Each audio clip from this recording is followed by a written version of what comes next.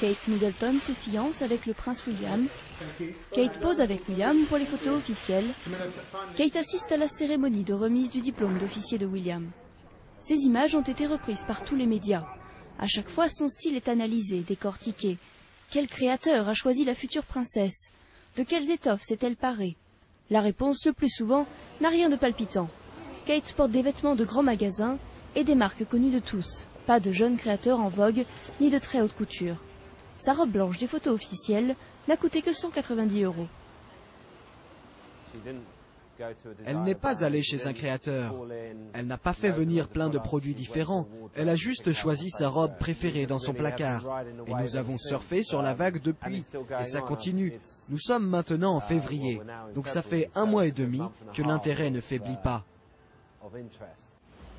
À part ces 5 exemplaires réservés, la robe blanche est épuisée dans les 70 magasins du royaume et sur le site internet. Eris s'attend au même résultat dans les pays où la robe n'a pas encore été mise en vente. Qu'elle le veuille ou non, Kate Middleton va devenir une icône et une ambassadrice du style britannique. Kate a toujours un look impeccable, sans défaut, elle connaît parfaitement son style. Mais personnellement, je trouve que ça correspond plus à quelqu'un de 15 ans de plus qu'elle. J'aimerais bien la voir porter des vêtements de son âge.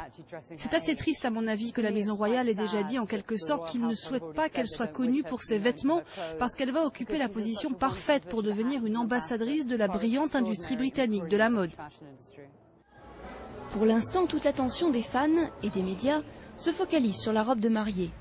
Le 29 avril, des centaines de millions de téléspectateurs pourront regarder Kate à l'abbaye de Westminster, puis en carrosse.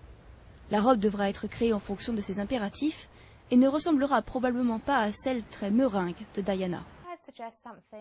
Je suggérerais quelque chose de très élégant, classique, assez simple dans les formes, mais avec de la présence. Il faut une longue traîne, quelque chose qui rentre bien sur les écrans de télévision.